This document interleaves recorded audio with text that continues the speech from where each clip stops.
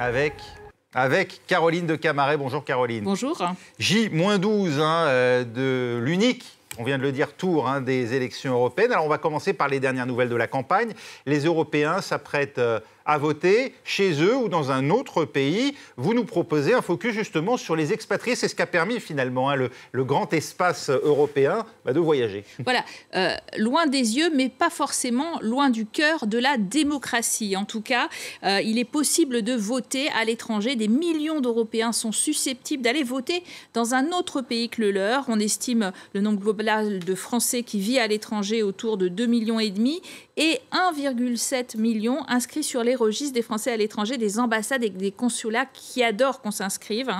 C'est particulièrement vrai au Royaume-Uni où nous rejoignons tout de suite l'ambassadrice française à Londres, Hélène Duchesne.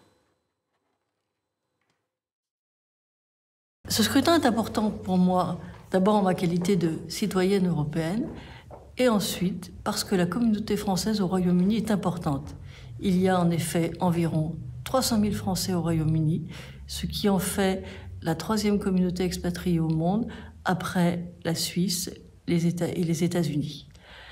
Cette communauté, elle est dans une situation particulière pour ce vote, puisqu'il s'agit de la première fois que ce scrutin aura lieu après le Brexit, c'est-à-dire qu'il n'y aura pas de scrutin organisé par les autorités britanniques.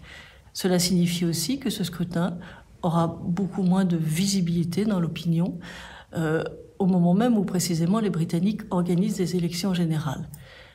Heureusement, la France organise pour ses ressortissants la possibilité de voter à l'étranger et les Français inscrits sur la liste électorale au Royaume-Uni auront la possibilité de voter soit par procuration, soit sur site, dans l'un des 39 bureaux de vote installés sur 14 sites à travers le pays.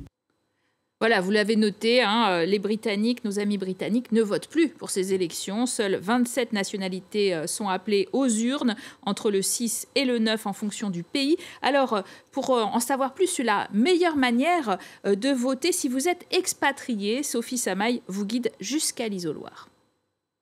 Voter lors d'une élection peut parfois s'avérer compliqué. Alors, quand on est expatrié, mieux vaut être bien renseigné pour que sa voix soit comptée. Si le lieu d'expatriation d'un électeur se trouve dans l'Union européenne, 2 options s'offrent à lui. S'inscrire au consulat français le plus proche de chez lui, souvent dans les grandes villes pour déposer son bulletin dans l'urne, ou retourner dans sa commune d'origine s'il est toujours inscrit sur les listes électorales là-bas. Dans les 2 cas, il ne pourra élire que des députés de son pays d'origine. Si par contre il veut voter pour des députés de son pays de résidence, car il en a le droit, charge à lui de s'inscrire sur les listes électorales locales et de voter tout près de chez lui.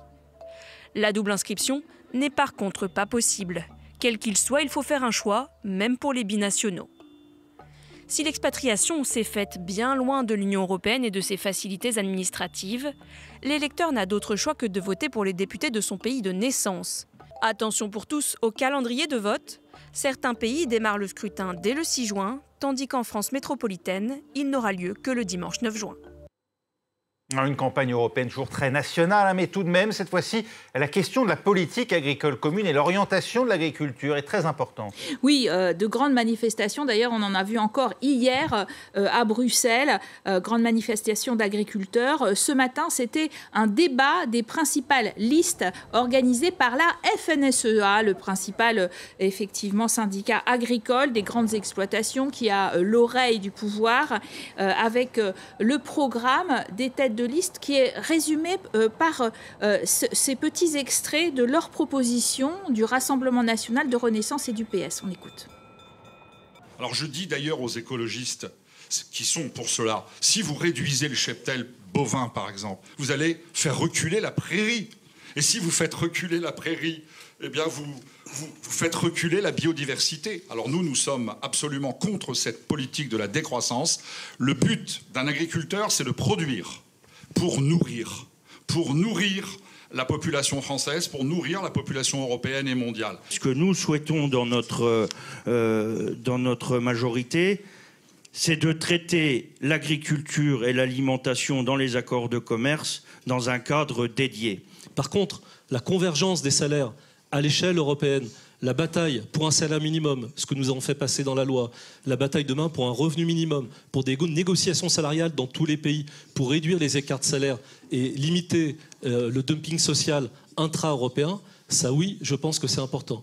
Mais quand je discute dans les régions avec les agriculteurs, quand ils me parlent d'agriculture familiale, ils me parlent plutôt de taille d'exploitation, on va dire à taille humaine. Voilà, vous avez vu, toutes les listes ont mis des agriculteurs dans les premiers rangs. Le Rassemblement national de Jordan Bardella met en avant une exception agriculturelle française et parle parfois de renationaliser la PAC, alors que paradoxalement, ils ont plutôt voté pour la PAC en 2021 au Parlement. Si on regarde les votes d'ailleurs au Parlement européen, le Rassemblement national vote depuis 6 mois avec la droite européenne, les LR, pour bloquer les derniers textes du pacte vert sur la préservation de la biodiversité et la lutte contre la pollution en agriculture.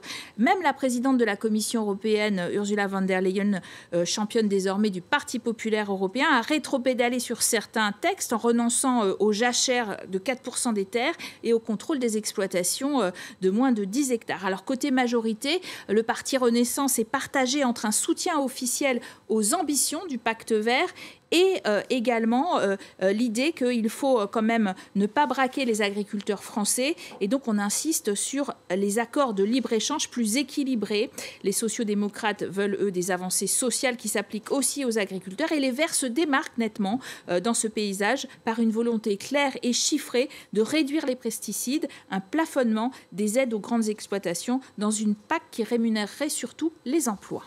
Alors c'est l'heure maintenant de vous faire découvrir ces objets de notre quotidien qui ont un impact sur notre vie. Christophe Préau, bonjour. Bonjour. Vous êtes le directeur du site d'information sur les affaires européennes Toute l'Europe et nous allons recharger les batteries avec vous parce que pour l'instant, eh bien, c'est vrai, on vit dans une jungle de chargeurs.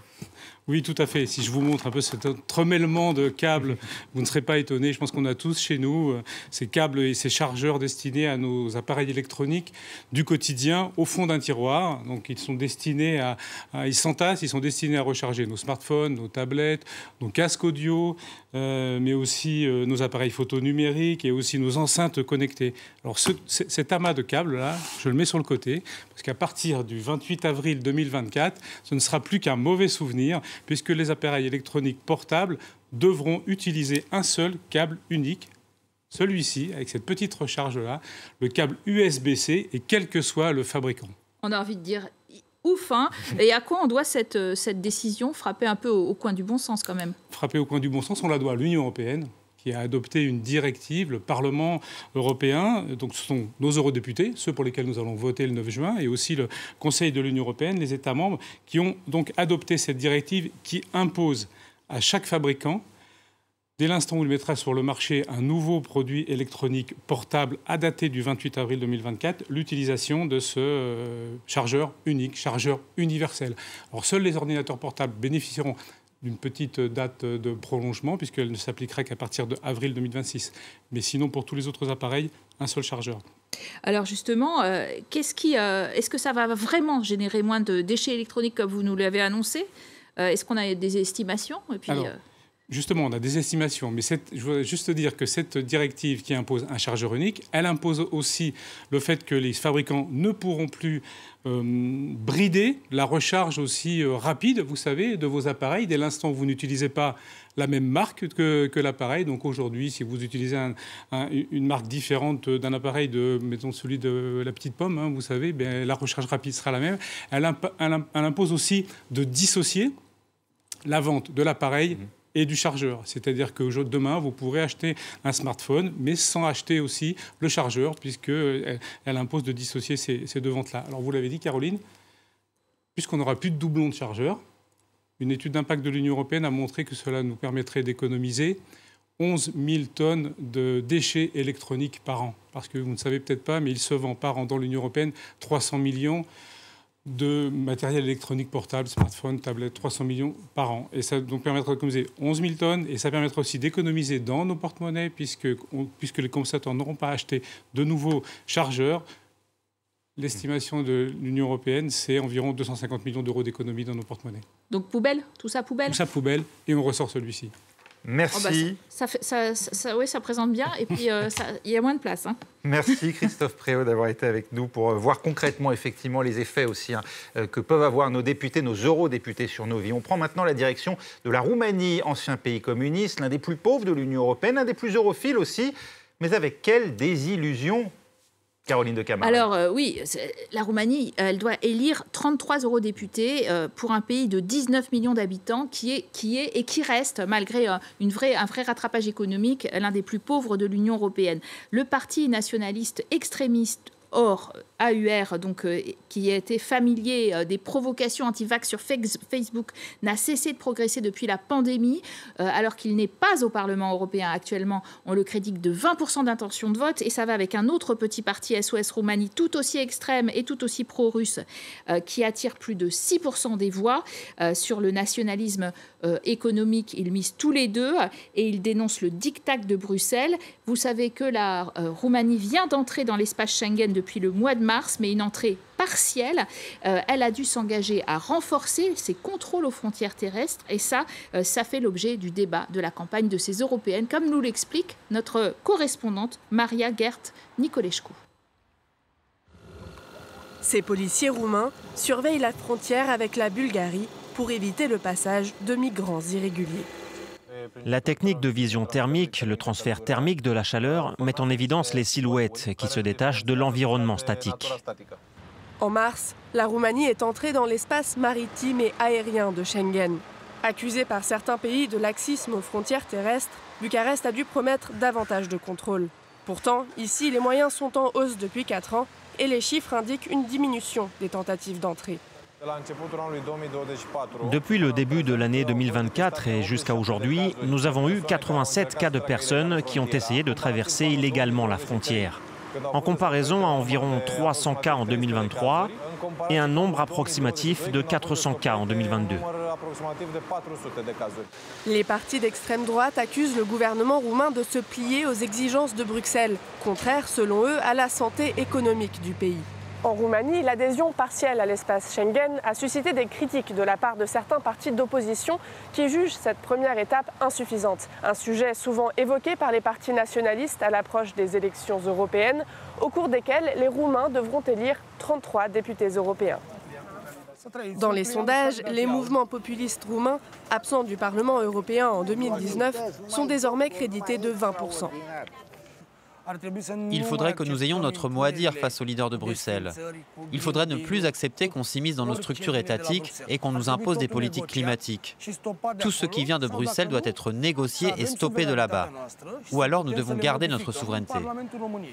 Le nationalisme économique est devenu l'argument principal de l'extrême droite roumaine. Un essor qui s'explique aussi par une utilisation massive des réseaux sociaux et des campagnes ciblées de désinformation. Les partis radicaux et populistes ont bénéficié d'une sorte de bulle d'oxygène.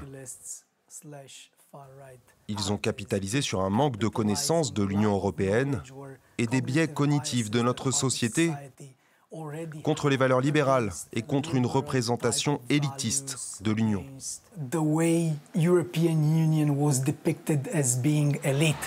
L'extrême droite souhaite asseoir sa présence au Parlement européen, mais elle mise aussi fortement sur les élections législatives qui se tiendront à l'automne.